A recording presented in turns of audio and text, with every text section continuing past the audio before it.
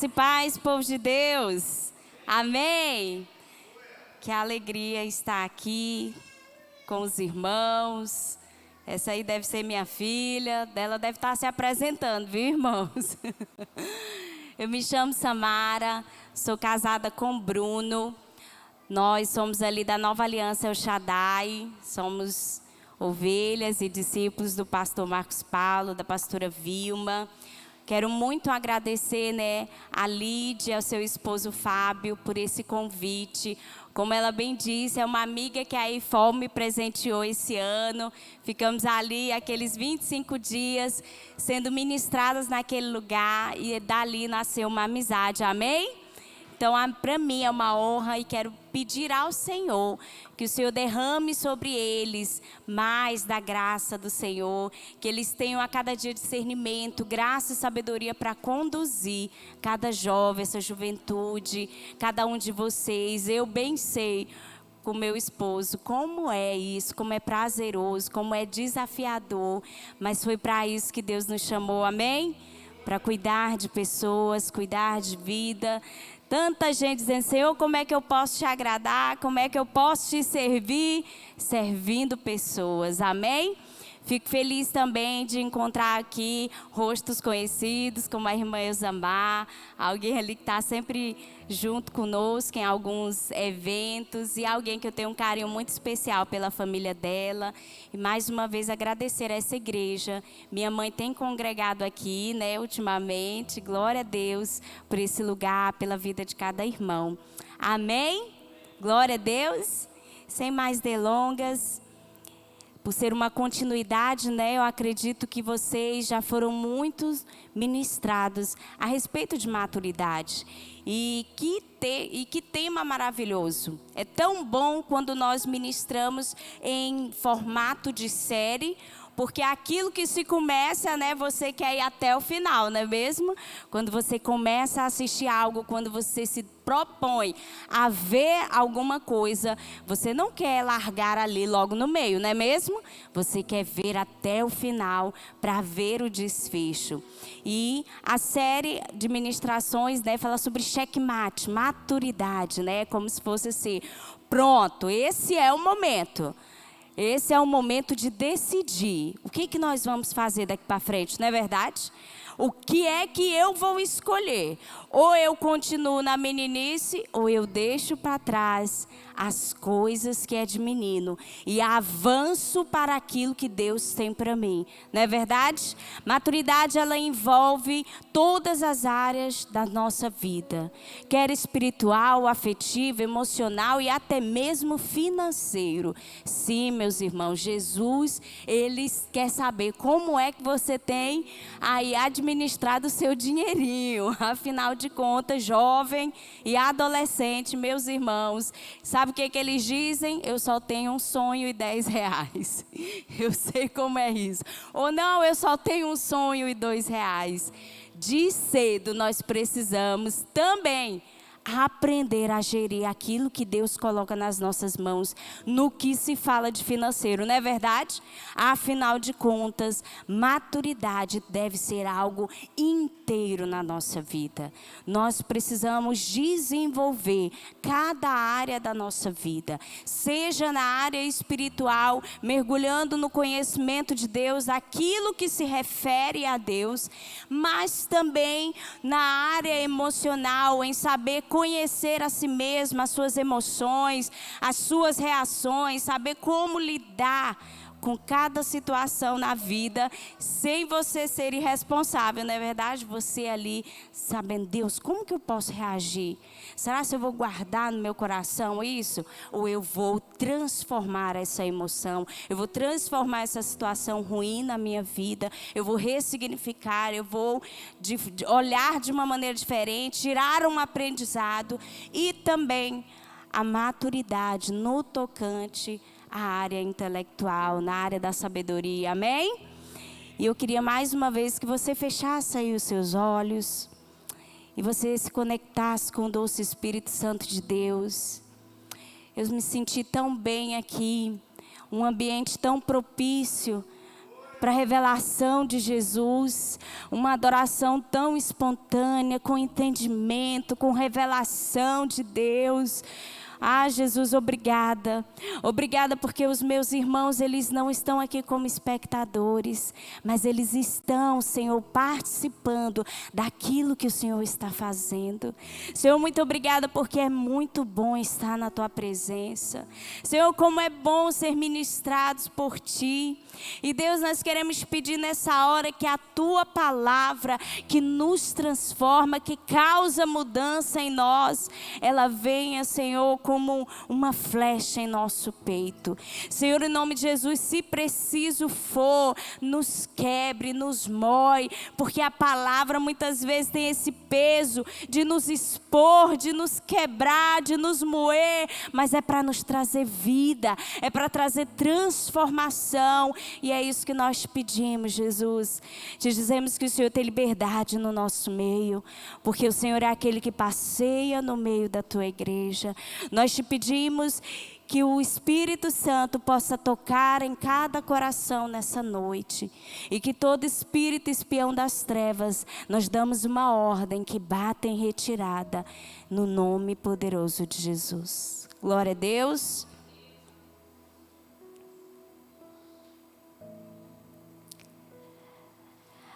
Amadurecer, meus irmãos, é uma necessidade que todo ser humano tem. Mas tornar-se maduro é uma conquista.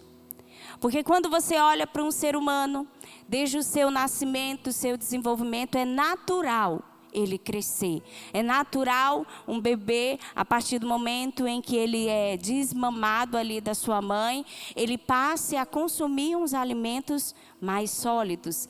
É natural que aquele bebê que rastejava ou que engatinhava comece a dar os seus primeiros passos. É natural que essa criança comece, ao passar do tempo, a correr, a cair muitas vezes e a descobrir o que ela é capaz de fazer com o seu corpo, com os seus movimentos. É natural também que toda a sua parte psicológica e emocional, ela vai sendo desenvolvida também, amadurecida. Mas quando você olha para uma criança, pelo menos eu tenho duas, uma de 3 anos e uma de 5 anos. E você percebe que a linguagem delas, a forma de se expressar, é chorando, é esperneando, é birrando. E aí nós já adultos, amadurecidos, na verdade, olhamos e dizemos, para que todo esse drama? Para que tudo isso? Não precisa. Amadurecer é uma necessidade que nós temos, porque nós estamos crescendo. Mas a maturidade, ela não se consegue porque os tempos e as idades foram passando. A maturidade, ela é uma conquista, é algo que você vai conquistar. Porque do mesmo jeito que o crescimento natural, ele dói. Você já ouviu falar que existe a dor do crescimento?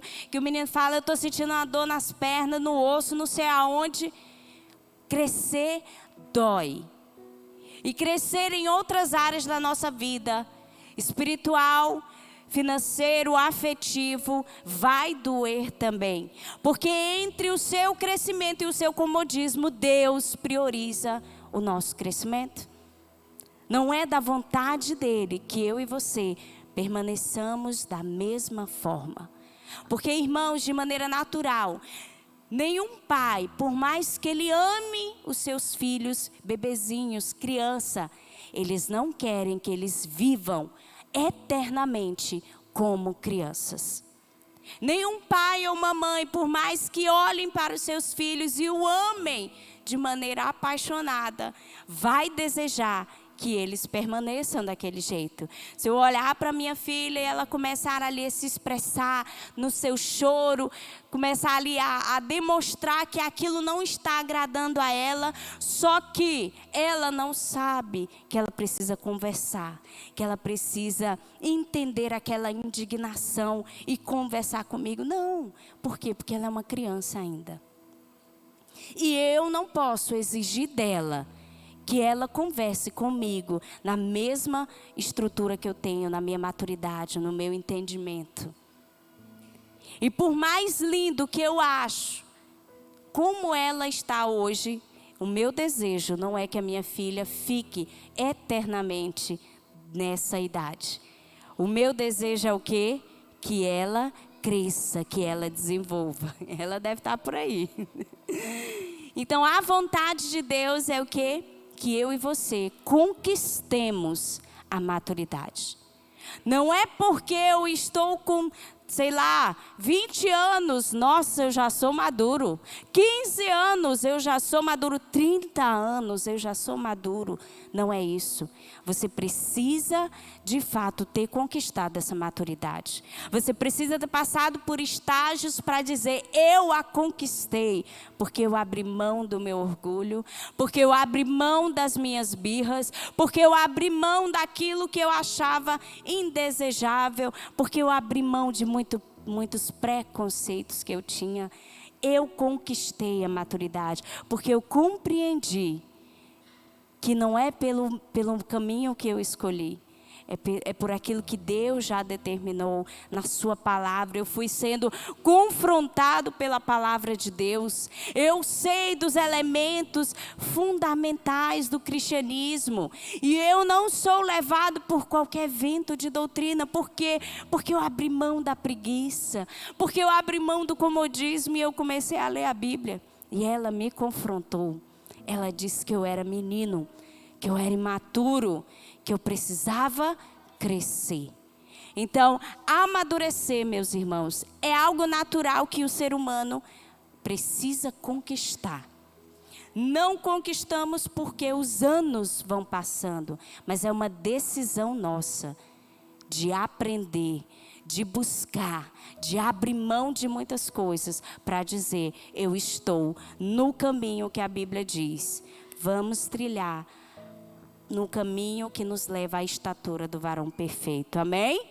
O varão perfeito é Jesus. Nós temos que decidir trilhar o quê? Esse caminho.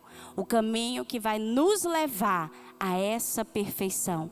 Porque enquanto estivermos aqui, nós estamos lutando, buscando prestar, como diz minha pastora. A pastora Vilma diz, irmã, tenta prestar. Nós estamos aqui buscando isso. Buscando aprender. Amém? Adquirimos maturidade não pela distância percorrida, mas pelo inconformismo na superficialidade, pelo desejo ardente de mergulhar na profundidade. Porque, afinal de contas, maturidade é condição de plenitude.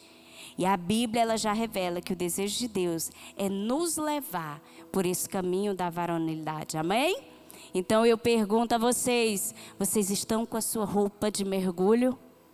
Porque nós vamos mergulhar.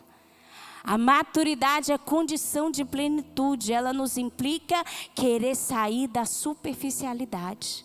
Dizer que está raso demais, eu preciso mergulhar. Então vamos colocar aí a nossa roupa de mergulho e dizer, Deus, essa noite eu quero mergulhar. Essa noite o meu desejo é ir mais profundo, amém? Nós vivemos em uma sociedade bem moderna e que busca cada vez mais valorizar o crescimento pessoal e profissional. Nunca em nenhum outro tempo você já se ouviu tanto, principalmente por causa das redes sociais, pessoas oferecendo cursos para crescimento, não é verdade? O famoso arrasta para cima, vem para cá, vem comigo que eu vou te mostrar. Porque todo mundo está em busca do seu sucesso, do seu profissional, de crescer. E eu não estou aqui nessa noite para dizer que isso é demoníaco. Não, irmãos, longe de mim. Não estou aqui para dizer, não, fuja disso. Todos nós queremos crescer, não é verdade? E isso faz parte da maturidade, de você crescer. Mas ao mesmo tempo que essa sociedade ela tem essa modernidade, né, as pessoas buscando se antenar no marketing, no branding pessoal, na imagem que deseja passar, na recompensa que isso pode proporcionar, nem sempre esse mundo caótico e enfermo que nós vivemos passa essa imagem de tão moderno assim. mas nós podemos perceber muitos retrocessos. Egoísmo, individualismo. Jesus já havia dito que nos últimos dias, o amor de muitos, o que ia acontecer? Esfriar. Ao mesmo tempo que você pega o seu celular e você começa a ir visitando alguns perfis, ou simplesmente o fato de você rolar o feed, de estar olhando vários stories, ao mesmo tempo que você vê algo feliz, em questão de segundos você vê algo muito triste. E aí você fica, meu Deus, coisa triste. Meu Deus, fulano passou no vestibular. Gente, é uma coisa que você diz, meu Deus, a minha mente. Agora eu estava triste por algo que aconteceu, que eu vi, que me indignou. Mas eu já estou feliz porque eu havia algo interessante. E parece que a nossa mente ela não consegue acompanhar essas coisas tão rápidas. Então o mundo, por mais moderno, ele tem vivido muitos retrocessos. No que? Muitos têm um amor esfriado. O seu amor esfriou. O individualismo, o egoísmo. Da mesma forma que você olha, isso vai se tornando tão normal, você olhar algo triste, olhar algo alegre, olhar algo que te indigna, olhar algo que você começa a celebrar. Isso vai muitas vezes dizendo, é comum, é mais um acidente na Pedro Neiva. Olha, de novo, toda hora, mais uma coisa, o fulano. E nós temos que dizer, Senhor, eu sei que eu vivo numa sociedade que tem buscado crescer, buscando coisas de inteligência artificial, metaverso e não sei o quê. Mas começa a olhar para você mesmo e dizer assim, será se o meu amor tem se esfriado? Será se eu tenho me preocupado com o próximo? Será se o individualismo tem tomado de conta de mim? Ou será se eu socorro atrás daquilo que é meu, do meu pessoal, da minha aprovação, do meu profissionalismo, da minha clientela? Você está vendo com o mundo caótico que nós vivemos? Ao mesmo tempo que ele te proporciona coisas extraordinárias, porque tudo você faz por isso aqui. Você trabalha, você conecta com quem está distante, você fala com quem você não falava há meses. Mas ao mesmo tempo, isso vai te tornando alguém que vai te distanciando daquilo que é real. E nós precisamos o quê? Senhor, será como é que eu estou? Será se isso tem me feito de fato amadurecer ou retroceder? Será se eu tenho buscado apenas olhar para o meu umbigo?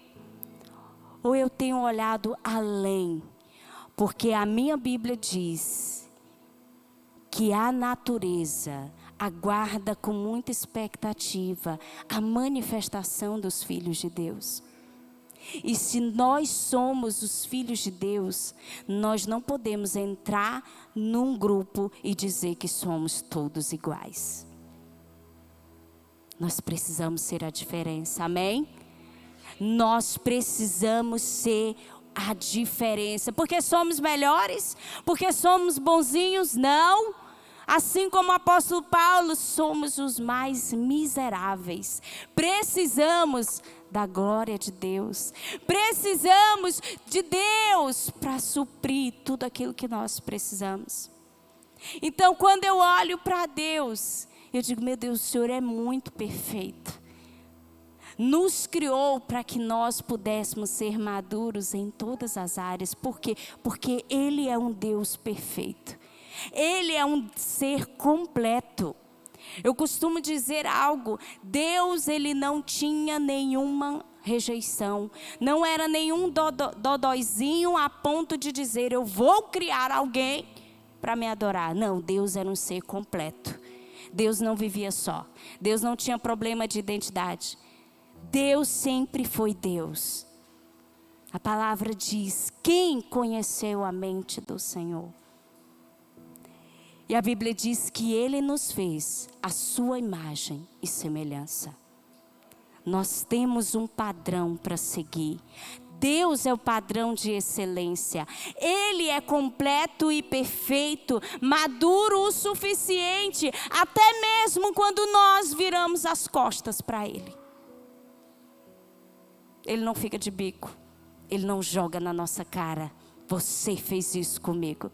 Porque nós, irmãos, se dependesse de nós, na primeira oportunidade, nós dizemos, bem feito, não me ouviu. Nós, na primeira oportunidade, dizemos, não falou comigo? Está acolhendo. Deus não. É por isso que nós precisamos olhar para Ele. Ele é perfeito em todas as áreas. E a pergunta é, como fazer a diferença nesse cenário? Como fazer a diferença num mundo caótico e perdido como o nosso? Como ser levantado como pessoas que de fato são maduras, são sensatas, prudentes e que verdadeiramente busca o que a palavra diz. Eu gostaria que você abrisse em Colossenses, capítulo 3, versículo 23 e 24.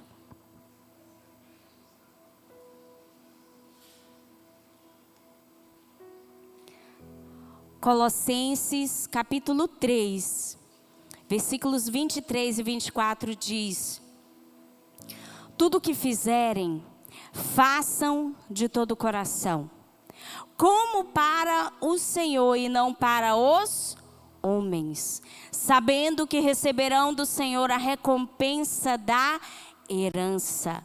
É a Cristo, o Senhor, que vocês estão servindo.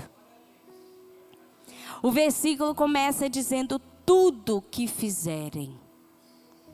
Não é só quando você fazer a sua célula, quando você for ministrar o louvor, quando você for ministrar a palavra, quando você for fazer boas obras. Não, irmãos, tudo o que fizerem, façam como coração. Coração fala de entrega, compromisso, paixão por aquilo que se propõe a fazer. Como para o Senhor e não para os homens, sabendo que receberão do Senhor a recompensa da herança. Herança você não entrega para quem é irresponsável, para quem é imaturo. Herança você entrega para um filho maduro, para quem realmente passou por todos os estágios e está pronto para receber a sua herança. Então, irmãos, como fazer a diferença? Tudo que você fizer, faça como se fosse para Deus. Nós somos movidos muitas vezes pela nossa ganância, para que o outro nos aplauda. Eu quero que você saia nessa noite com algo no seu coração. Aplauso não me empurra, como crítica não me faz retroceder. Eu preciso ser alguém convicto naquele que é dono de todas as coisas, que é o meu Pai, que é Deus. A minha motivação, ela precisa estar onde? Nele. Não no que o homem pode me oferecer, porque hoje alguém pode te oferecer algo bom. Mas e no dia que essa pessoa não puder te oferecer? Então, tudo que fizerem, façam para honrar a Deus. Nós estamos nessa terra para glorificar a Deus, para dizer: Deus, nós somos a carta viva do Senhor por onde nós formos. No meu trabalho, na minha faculdade, na minha escola, na minha casa principalmente. Eu preciso ser essa carta viva. Nós somos convocados para ser o quê? Exemplos e ocupar lugares e posições importantes. Para sermos a influência de Jesus nessa terra, amém? E eu gostaria de contar algo pessoal. Quando eu me converti, boa parte da adolescência, por muitos anos, irmãos, eu ouvia algo, sabe, uma dualidade muito forte, que não tinha como você ser bem-sucedido secular ou você ser alguém só missionário ou um pastor. Não podia ser as duas coisas, não. Ou tu abandonava tudo e vivia para Deus, ou tu ia atrás dos teus sonhos. Quando eu me converti, por muitos e muitos anos, tinha como se fosse essa fala. Era como se algo muito disseminado nos nossos meios. Eu tive um líder de jovem na época, que ele fez apenas o primeiro período na faculdade, um curso de administração. E ele saiu, sabe o que foi que ele disse? Eu não julgo, cada um tem as suas motivações, mas ele disse o seguinte, eu fiquei mais ainda pensativa, ele disse, não, porque ali não é meu lugar não. Deus me chamou para me ser pastor. E aí aquilo trazia mais dúvida, porque um jovem, ele vai buscar uma carreira, ele é pressionado pela família para buscar uma carreira, buscar ser bem-sucedido. E aquilo entrava como se fosse, Deus, se eu entrar numa faculdade, eu acho que eu estou pecando. Por quê? Porque nós estávamos separando, como se dissesse, o santo é aqui, o profano é de lá. É como se Deus não pudesse entrar em alguns lugares. E com o tempo eu fui percebendo que não, tudo que nós fizermos, nós devemos fazer como para o Senhor. Eu entendo que existem ambientes que não glorificam a Deus. Eu passei por uma faculdade, eu sou formada em Direito. E eu me lembro muito bem de amigos dizendo, essa faculdade parece uma escola de padre. Você não vê isso, vê aquilo, coisas assim bem desagradáveis. Eu me lembro disso. Me lembro de pessoas que começaram bem recatadas, eram, sabe assim, religiosas, mas do meio para o fim, eram piores pessoas do que aquelas que não tinham compromisso nenhum com Deus. Eu sei que existem ambientes que muitas vezes é capaz sim de corromper alguém. Mas eu acredito que alguém convicto e com bom acompanhamento, ele não vai sucumbir à corrupção do mundo. Alguém que de fato entendeu que isso aqui é sobre Deus e os seus feitos, que é aquilo que Ele me chamou para ser. Alguém bem embasado que faz igual Jesus, está escrito. Não fica ouvindo qualquer coisa. Alguém que é convicto, não em ideologias passageiras, mas em algo que é eterno. É algo que é precioso. É a história da nossa redenção. É a história da nossa reconciliação. Está aqui. Alguém convicto de que era perdido e foi achado. E onde ele estiver, ele vai glorificar a Deus. Então eu fui desmistificando isso e dizendo, Senhor, eu posso ser uma advogada que glorifica o teu nome onde eu estiver. Eu posso ser um médico que glorifica a Deus, que serve a Deus com a minha profissão. Eu posso ser um psicólogo, um engenheiro, um motorista, um empreendedor que glorifica a Deus. Por quê? Porque eu aprendi onde é o meu lugar e quem eu sou. Quando nós entendemos isso, não importa o ambiente onde você está. Pode ser o paraíso ou o deserto. Você vai se lembrar de quem você é. Amém? Então foi caindo por terra isso. Eu falei, não, Deus. Eu posso ser uma pastora, mas eu posso estar em um lugar sendo influência de Deus, sendo resposta de Deus para alguém.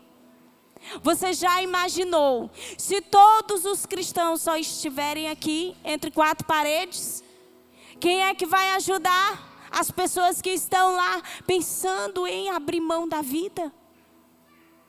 Se não é alguém, um cristão que está lá disfarçado de um médico, disfarçado de um psicólogo, disfarçado de um advogado.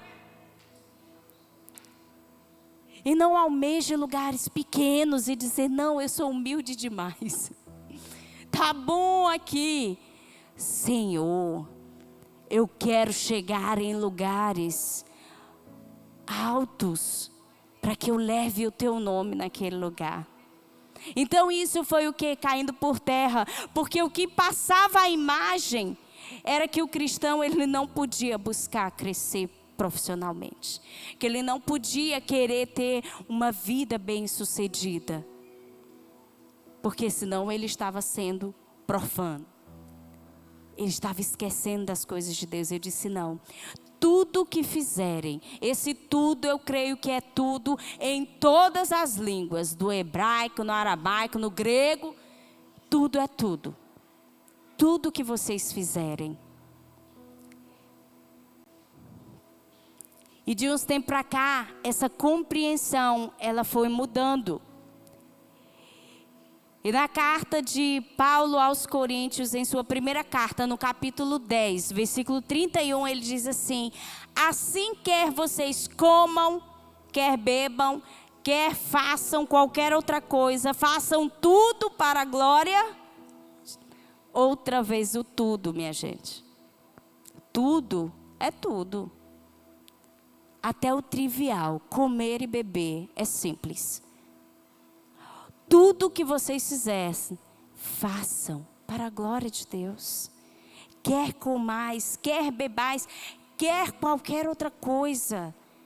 Seja a glória, ela deve voltar para Deus, não para nós. Eu amo o Salmo 115 que começa dizendo: não a nós, Senhor, mas ao teu nome toda a glória. A alegria, ela pode ser nossa. A satisfação pode ser nossa, mas a glória é de Deus. Nós não podemos tomar esse lugar. Esse fazer tudo implica da liberdade que eu tenho como cristão, mas uma liberdade com responsabilidade, que não faz o meu irmão tropeçar, se escandalizar com o evangelho, não ferir o outro, porque onde eu estiver, eu devo ser uma carta viva de Jesus. Quer comais, quer bebais, onde você estiver, você tem essa liberdade, mas não é uma liberdade para fazer o outro pecar. Eu sei que existem muitos que se dizem cristãos, mas não levam um evangelho genuíno. Paulo diz que o evangelho é o poder de Deus. E que ele não se envergonha do evangelho. Mas infelizmente tem muitos que se envergonham. E outros que são a própria vergonha do evangelho. Mas a partir de hoje, eu quero que você entenda. Não se envergonhe do evangelho onde você estiver.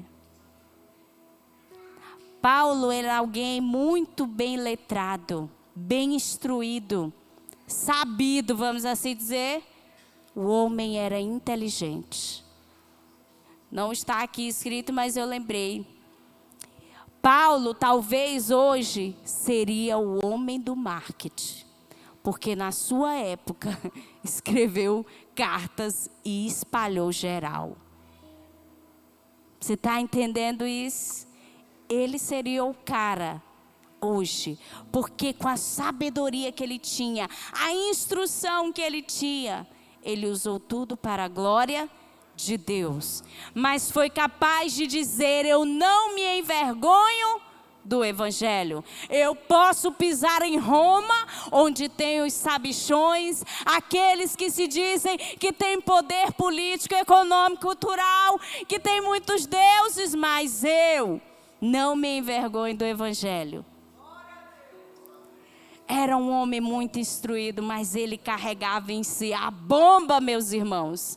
Porque o evangelho é poder de Deus. É um poder para salvar e não para destruir. E é isso que nós devemos fazer. Se hoje você está investido de alguma profissão, procure se capacitar. Procure ser o melhor naquilo que você é hoje. Mas a glória, ela volta para quem? Para Deus. Irmão, qual é o segredo do teu sucesso? É Jesus. Irmãos, qual é o segredo que você é um profissional de alto nível? É Jesus. Ele me resgatou, Ele me achou e eu vivo para Ele. As pessoas, mas como? Você é tão inteligente, acredita num conto de... Não, isso não é um conto de fadas. Isso é a verdade de Deus. É o que eu acredito. Mas como explica? É a fé. Mas a fé não combina com a razão. Combina. Porque a minha fé é uma fé que me faz pensar, questionar, duvidar. Deus me fez um ser pensante, irmãos. Não precisa haver briga entre fé e razão. Não precisa dizer eu fico com a fé ou eu fico com a razão. Deus nos fez, a Bíblia diz que somos corpo, alma e espírito. Deus nos deu o poder de escolha, de pensar, processar, analisar e decidir. Você é um ser pensante. A sua fé é uma fé que pensa, que analisa, que decide. Então, qual é o segredo do seu sucesso? É Jesus. E eu utilizo o que? A minha fé. Porque eu não preciso que haja essa briga. Deixa eu ver onde eu anotei. Não precisa haver a briga entre fé e razão. Pois não se trata da morte da fé, nem da morte da razão, mas da fé que busca compreensão e reconhece o papel importante da razão na busca pelo conhecimento de Deus. Nós adoramos a Deus com entendimento, não é por religiosidade, é com entendimento. Adoração é em espírito e em verdade. A minha adoração, ela tem entendimento. Não é aleatória. Eu não estou aqui fazendo coisa que eu não sei o que eu estou fazendo. Eu sei exatamente o que eu estou fazendo. Se eu levanto as minhas mãos, é com entendimento. Um precisa do outro.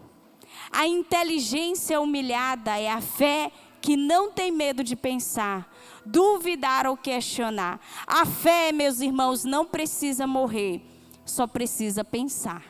É possível ser piedoso e ao mesmo tempo inteligente. A razão, ela não precisa morrer, ela só precisa dobrar os joelhos. Então acaba com essa briga. A sua fé é uma fé pensante. A sua inteligência, ela só precisa dobrar os joelhos. Porque é com entendimento que você busca conhecer quem é Deus. E a fé também nos ajuda nesse processo. Porque a fé é eu crer. Eu creio. A salvação, como é que recebemos? Pela fé. É graça de Deus. Eu só preciso de uma razão que dobre os joelhos.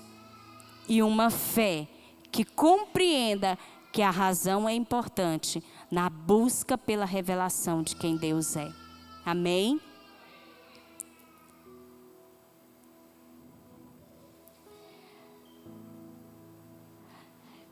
Lucas capítulo 2, no versículo 52, diz assim: Jesus ia crescendo em sabedoria, estatura e graça diante de Deus e diante dos homens. Nessa passagem de Lucas, Jesus, ele tinha a sua idade de 12 anos. Você sabe que os pais de Jesus perderam ele. E voltando pelo caminho, encontrou Jesus onde? No templo. No tempo, fazendo o quê, menino? Tu se perdeu de todo mundo. Conversando com gente grande. Sabia dos estatutos, da Torá, da lei. Era letrado. Mas Jesus, ele cumpriu o quê? Todos os estágios. Não chegou como quem sabe tudo. De bebezinho, foi crescendo e a sua maturidade foi acompanhando. Decidiu o quê? Compartilhar a sua sabedoria com os homens. A Bíblia diz que ele crescia horizontalmente diante dos homens e vertical. Ele crescia diante de Deus. Jesus era alguém que foi crescendo não só diante de Deus, mas todo o povo estava vendo. Jesus, como eu disse no começo, ele é o padrão de excelência. É o caminho que nós estamos trilhando para alcançar a perfeição. Jesus conhecia o que falava e falava com sabedoria. Em todos os seus atos, podemos perceber que a sua sabedoria causava o quê? Admiração. Esse menino não é o filho de José, não é o filho de Maria. Como é que ele sabe esse tanto de coisa? Você não é aquele fulaninho lá do Bacuri, menino. Como é que tu sabe tudo isso? Conhecimento. Eu tenho buscado. Não só na Bíblia. Busque também outras fontes confiáveis. Se alimente de conteúdos sérios. Nós podemos sair dessa bolha de dizer, vixe, se não for um livro de crente, eu estou em pecado.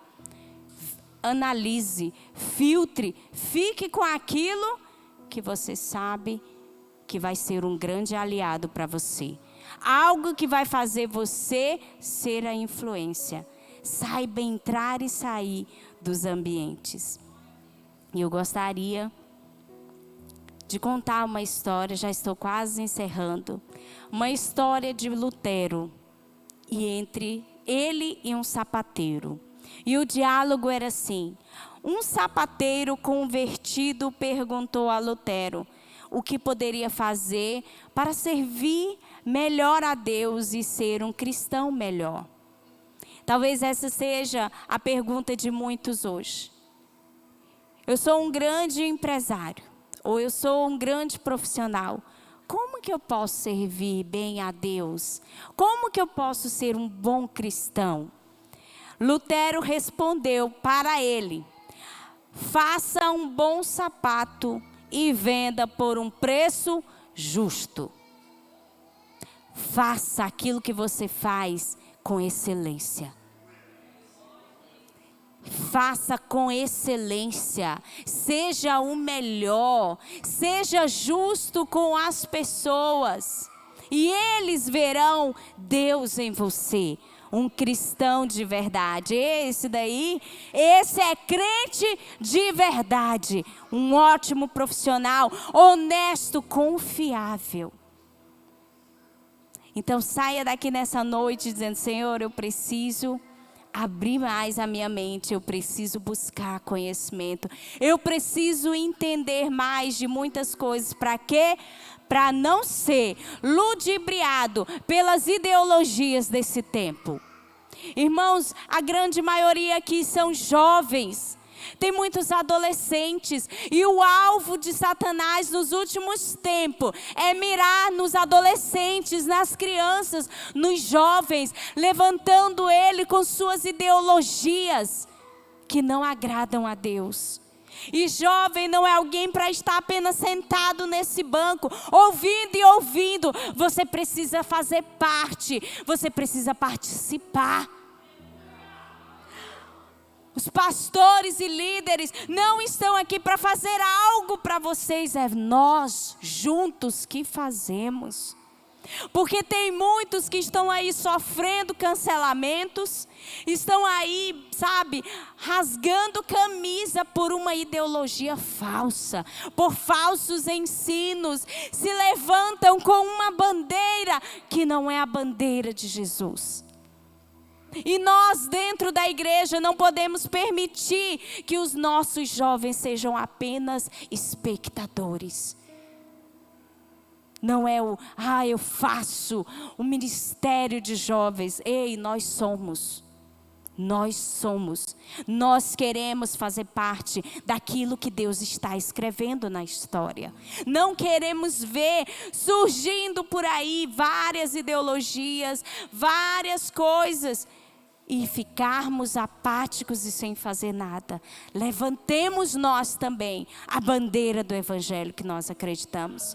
Façamos também algo de importante e influente. Como fazer isso? Se capacite, entre em lugares grandes em que outro jamais entrou. Entre com a bandeira do evangelho. E eu gostaria de terminar falando sobre Daniel. Você lembra que Daniel foi levado da sua pátria.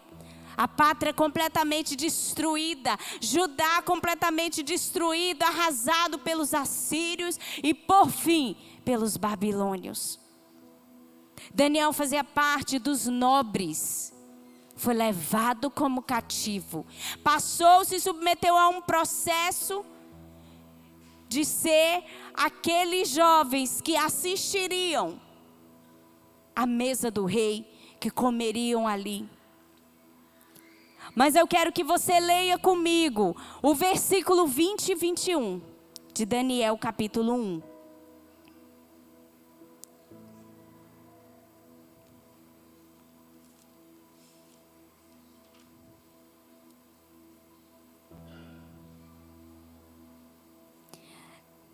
Daniel capítulo 1. Versículo 20 e 21 diz assim: o rei lhes fez perguntas sobre todos os assuntos que exigiam sabedoria e conhecimento. E descobriu que eram 10 vezes mais sábio do que todos os magos e encantadores de todo o seu reino. Daniel permaneceu ali até o 1º ano do rei Ciro. Era como se fossem as provas finais, depois de todo aquele processo. E as provas finais era como se era diante do próprio rei. Era Nabucodonosor que ia fazer as perguntas. E você acha que ele iria fazer perguntas de religião?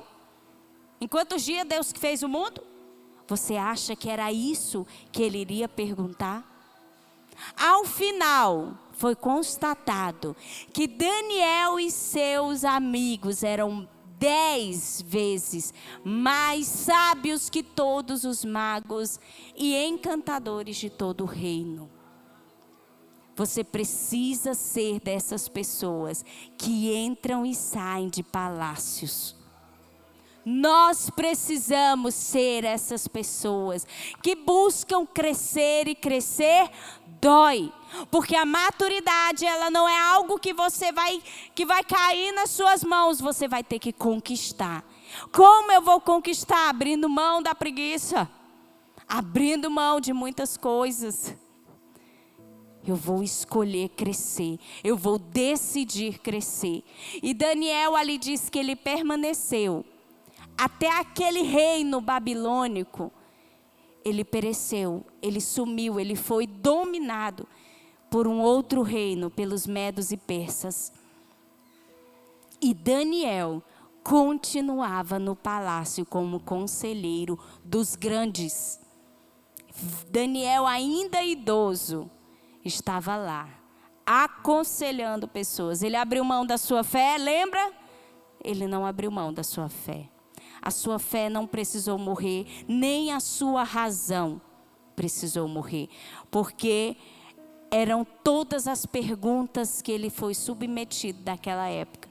E ele soube responder todas.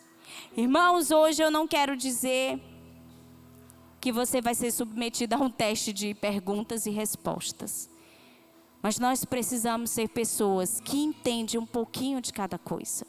Para quê? Para não ser levado por qualquer vento de doutrina. Para que nem qualquer um que aparece na internet só porque ele está tendo muitos likes ou visualizações, quer dizer que é de Deus. Quer dizer que compactua daquilo que nós acreditamos. Então, para evitar qualquer vento de doutrina, porque a Bíblia diz que nos últimos dias, muitos se levantarão contra a sã doutrina. E nós precisamos ser aqueles que amam e defendem as Escrituras. Mas também entende dessas ideologias para dizer, estão todas erradas. O meu Jesus, é com ele que eu fico. É com a Bíblia. Ele é a verdade e ponto final. Filhos maduros, eles se alimentam da palavra. Eles vão crescendo, eles adquirem discernimento. Não serão levados por qualquer doutrina, mas confrontarão as meias verdades. Não serão como bebês que tudo levam à boca, porque ainda estão aprendendo se aquilo pode ou aquilo não pode. Entenderam? Filhos imaturos, eles não têm o discernimento e escutam uma bobagem, aplaude. Tenha entendimento, tenha coragem para ser alguém que de fato espelha Jesus nesse mundo. Amém? Seja daqueles que não caem naquele bilhete. Faz, bobo. Se te faz feliz, que mal tem? Aí você diz, quem escreveu esse bilhete? Então você não vai cair em qualquer coisa.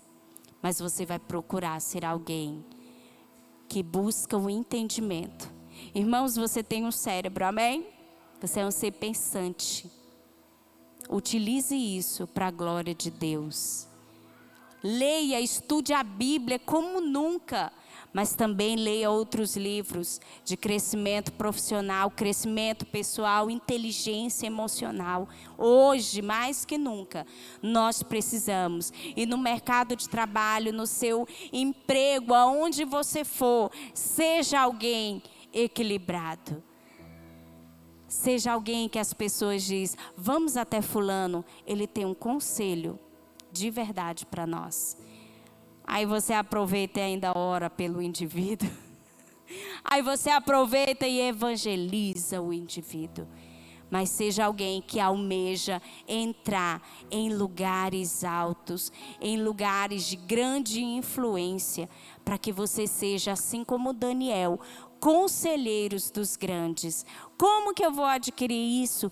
Buscando conhecimento em todas as áreas. Para quê? Para que eu não seja enganado. Amém? Gostaria que você se colocasse de pé nessa hora. Quantos aqui já trabalham na sua própria profissão? Quantos estão ainda se especializando, estão na faculdade, na graduação? Glória a Deus. Quantos aqui estão planejando a vida profissional? Glória a Deus. Nós vamos orar por isso nessa noite, amém?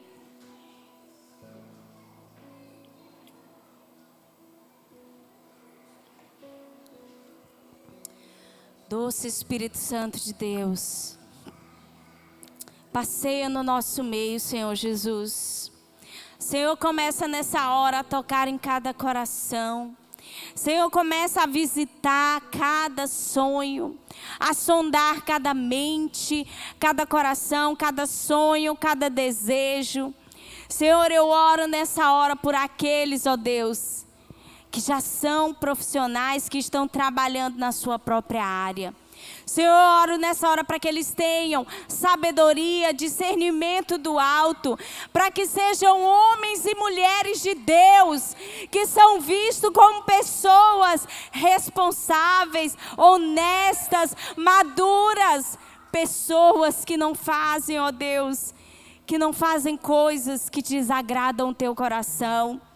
Que não são pessoas com uma mente dividida, de duas falas, mas são pessoas sérias, pessoas que buscaram se capacitar, desenvolver Senhor, no nome de Jesus, eu oro para que o Senhor os eleve cada vez mais, para que o Senhor os faça crescer e os coloque em posição